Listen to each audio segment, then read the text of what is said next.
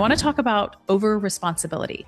Just because that we are capable and we are willing doesn't actually mean that we need to or have to or should. When you step in and you fix things for the employee, you're actually stunting their growth. You aren't allowing this natural process that actually has to ensue for him and for you. So you're skipping some of the most potent pieces of the process by jumping in and saving him.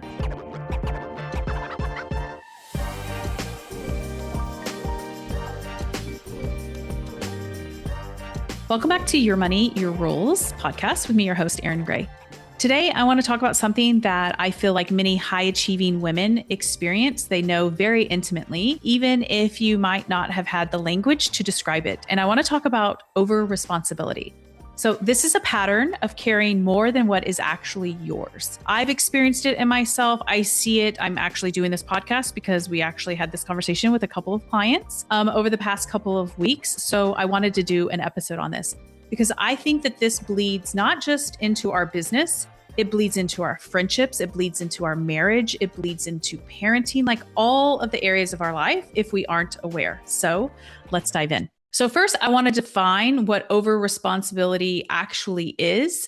And I think it is the one that handles more than we are actually meant to, right? There's one thing with being responsible, like we take ownership for our actions.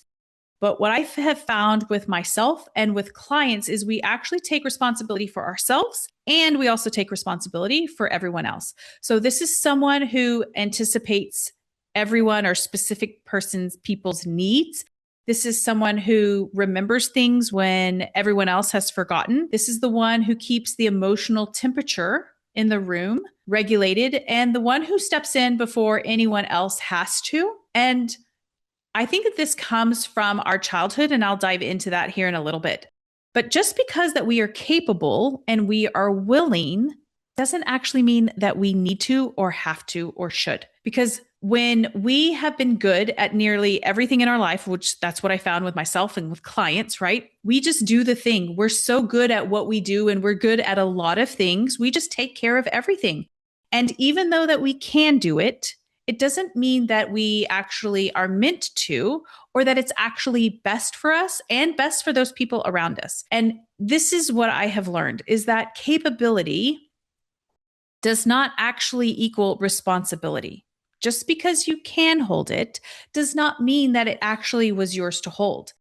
I think a lot of us have learned very early in life, in childhood, that being responsible had us feeling loving, or I should say actually loved from our parents. It made us feel valuable. A lot of my childhood, along with my clients' childhood, is very similar. We were more of the one that took care of things, that received love for taking care of things. And more often than not, we were probably the mature one. And we were the helper. We were the ones that kept the peace. We did a lot of parentification. And parentification is, and I just Googled this, it's a psychological term for a role reversal in which a child is actually expected to take on the responsibilities that actually belong to the parent.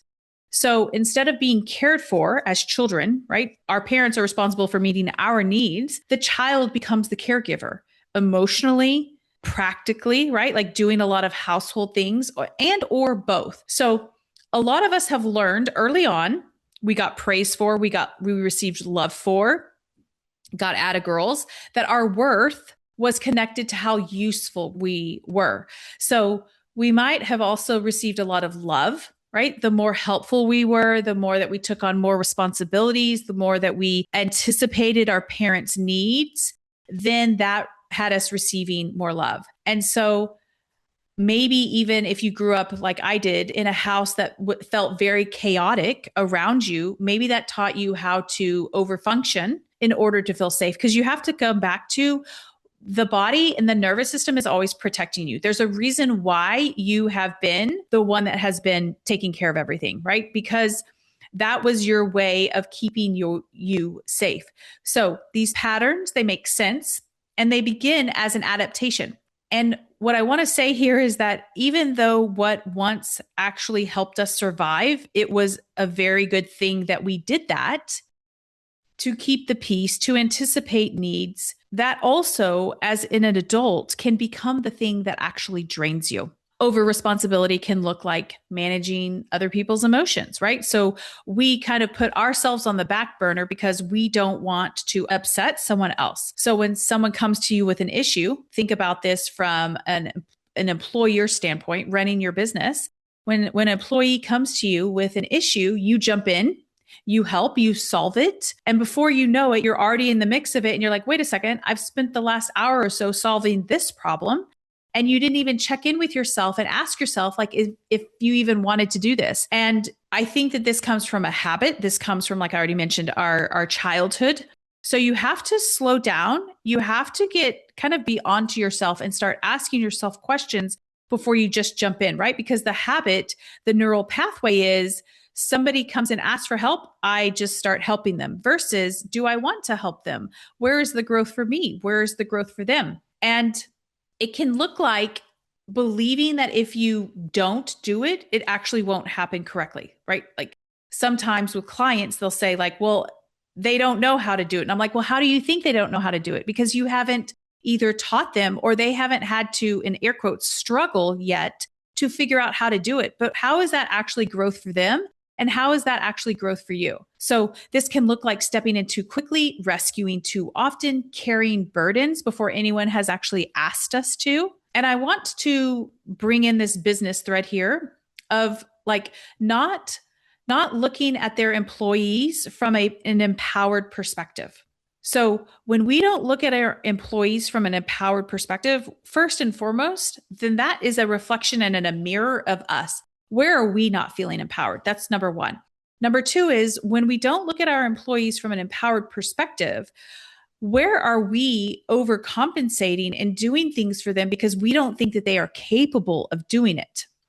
I see this a lot with clients and their employees.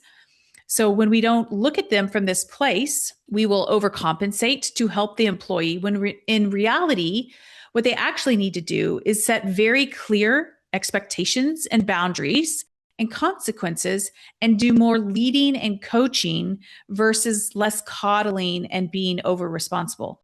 And so I always ask my clients as well as myself is like, where's the growth?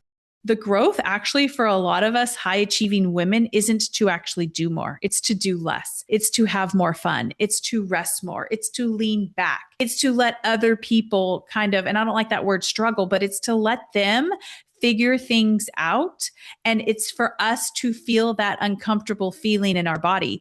Because more often than not, what we're doing is that feels uncomfortable for us. So we just jump in, we do the thing because we know that that will appease our nervous system and it will appease theirs. Now, whether we're doing this subconsciously or not, that's another thing. But I think a lot of us actually do this unconsciously because this is just what we have always done, right? This is a pattern that we have. So what we also have to start thinking about is like, where is my growth? What is the actual growth here? Do I need to actually rest more? Do I actually need to let them figure it out and then come to me after they've tried it multiple times and then be able to ask questions? We also have to discuss, what are we getting from being over responsible? Because there is or are several feelings from the action of being over responsible, right? Think about in childhood, we probably got praised for being very dependable, very like we're a good girl. We've done the things. We were strong. We were selfless, and I'm air quoting, right? Selfless. We're the ones that always get stuff done. Like we are the dependable ones that everyone can rely on us. The ones that everyone can come to for the answers are like we are the go-to person. But underneath that praise, those accolades, those atta girls, many of us feel resentful. Right? If you were to really ask yourself, is this serving me? How do I actually feel? I know when I'm overly responsible, I get frustrated. I feel fatigue. I have experienced many times of burnt out in my life, right? I feel pressure. There's probably loneliness there because at the end of the day, more often than not, over responsibility actually means that there is really less room left for you. If you think about, a circle I think this comes from the book Essentialism. He talks about, and he deals with it more so from energy and like, where do you want to put your energy? And this ties to this is if you have a circle and an arrow and all of these arrows, which is where we are putting our energy, how much energy do we actually have left for us? Versus being very intentional with our energy and choosing like, where do we want to steward it? So if you're so busy and you're concerned and taking care of everybody else, then how much room is there left for you? Right. And I think what's not being said here thread is receiving, right? Receiving, to be just who you are, to just be, not to be the person who's always doing, to not be the person who's always focused on somebody else's growth and expansion, like allowing yourself to receive, to allow yourself to put in and pour into your creative growth and expansion, to allow yourself to rest. Like if we're always putting out everybody else's fires, how much energy is actually left for us? And so if this has been your pattern, I want you to know, and I want you to hear me when I say that you are not weak for wanting relief or support or to let go of some of this stuff. This doesn't make you selfish or weak for wanting this support. I often hear this with clients, like that they shouldn't ask for help or that they shouldn't ask for support. This is a practice. This is a skill set that you are developing. If you've spent your entire life supporting somebody else or everyone else, you don't flip a switch and just automatically change overnight, right? This doesn't just happen all of a sudden with your employees. You have built neural pathways. They have built neural pathways to come to you, to expect to get the answers from you. You have taught them that. You have to retrain them and yourself into a new way of being. It's fine. It's not a problem that this takes some time, right? But if you want to be able to grow, if you want to be able to feed yourself first, if you want to be able to support yourself and nourish yourself first, we have to start putting ourselves first and we have to start asking ourselves, where's the growth? You're not failing because you don't want to support them any longer. And it's not that you're not wanting to support them any longer. It's just that you're redefining what support actually looks like. It looks like slowing down long enough to ask, is this actually mine to carry?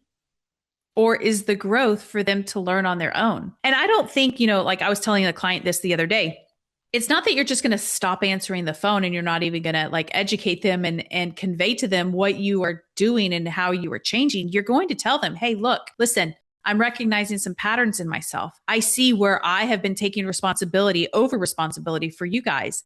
I recognize that I actually need to take a step back. I need to let you guys learn some things and then, be able to help you, but not be the go-to person. So there's a couple of things that are going to shift. Like I'm not going to be answering the phone every single time you call. There's going to be some boundaries that are set up. So lovingly to yourself and to them, have those conversations.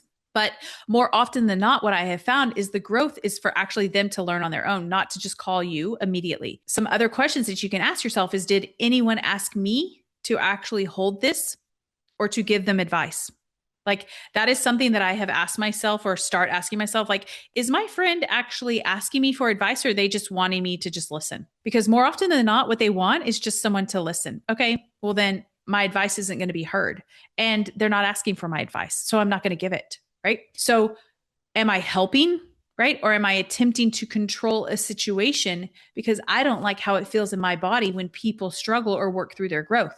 Am I actually being supportive or is this actually rescuing? Am I carrying this from love or is this from fear? Like only you are going to know by how you feel in your body. But these are questions that you can start asking yourself and slowing down and really gaining more clarity before you just like go and do the thing. Because healthy responsibility, it feels clean. It feels very neutral. It feels unattached to the outcome. It feels like either way is okay. Right. But I think what a lot of us do is try to control situations from that place of fear, right? Over responsibility typically feels heavy. It feels burnt out. It feels resentful. It feels angry or frustrated or bitter. So those are things that you will know by how you are feeling in your body is going to tell you if that's actually clean energy or not. If you feel nothing when someone says, hey, an employee says, hey, I really need your help. And you're like, hey, listen, not on my schedule for the day. If you feel clean and clear, you know that you're on point. If you feel guilt, if you feel shame because you said no, then you know that there is work within you that you need to do in order to transcend that relationship. I was telling a client the other day that when you step in and you fix things for the employee, you're actually stunting their growth. You aren't allowing this natural process that actually has to ensue for him and for you. So you're skipping some of the most potent pieces of the process by jumping in and saving him, versus if you allow him to figure it out with your guidance, of course. But then when you jump in and start fixing things, because that is what you have always done, where's the growth for you and where's the growth for him? And, my client was like, I had never thought of it like that. It's like, of course not, right? Like, this is where awareness happens. Awareness typically happens after the fact, but it's one of those things of like, okay, I'm aware now. What do I want to do differently? What else could you create? Could you return home to if you stopped being over responsible? Right. So the question that I'm always asking myself is, am I being over responsible? Like, am I in over responsibility mode, or am I choosing this because I want to and because it lights me up and it helps me? Like, where is the growth? Always be asking yourself that, because when we allow others to experience, whatever their experience is, we get to have our experience. And our relationships become more honest. I think a lot of us are trying to control relationships. We may not be aware of this, but we're trying to control relationships by controlling outcomes, right? And we control outcomes by stepping in and meddling in things when we're actually, like I said, stunting that process or not allowing the natural process to happen for growth for them and for growth for us. So when we can start to, first and foremost, where's the growth? Allowing the discomfort that we feel in our body, allowing the growth for them and for us, our business starts to feel more fun. It feels more sustainable. Like I was telling another client the other day, I'm like, yeah, that works right now for them texting you, but with the amount of employees you have, when you want to grow, you don't have enough time in the day to answer all of the text messages. So it's going to take some shifts on our part. And I say it always starts with us first, right? So you want to think about honoring your energy first, and how is that actually helping others? So if you've been feeling tired, if you've been feeling pressured, or maybe resentful or bitter, or like you're carrying too much, this is your invitation. Not to become stronger, not to push harder, not to keep going. I think that's the sneaky little way that we beat ourselves up. Like, we actually don't need to push more, force more, work harder, more hours, do more things. We actually need to reevaluate. We need to let go. We need to set some boundaries and some expectations and some consequences. We need to trust that everyone is capable just like us. We need to look at our employees. We need to look at our vendors. We need to look at our children and our spouse and all of the things and humans as they are just as capable and empowered as we are. And the more that you believe that and you see them through that lens, the more that things will shift for you. True leadership, it doesn't require martyrdom and fixing everyone for everything for everyone else. That's what I don't think that's actually leadership. I think that comes from a place of control and from coddling. And that really comes from a place of fear, not actually love. So start to trust yourself with this, right? Journal on this. What would that look like if you were allowed to be supported? If you were to trust that people could come through for you, what would that actually look like?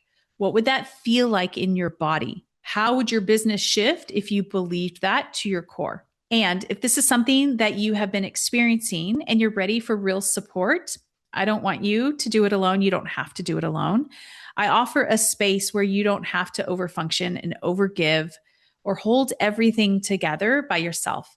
It's a space where you get to be held, where you get to be challenged, and you get to be guided as you step into the kind of leadership that actually feels aligned and sustainable for you. So if you are ready to explore what that could look like, I would love to work with you. You can connect with me through the link that I'll put in the show notes and start building a new way of leading, one where you are supported too, because I think so many of us women actually need to be supported and feel supported and receive that support. Okay, that's all I have for you today. Thank you for being here. I will see you in the next episode.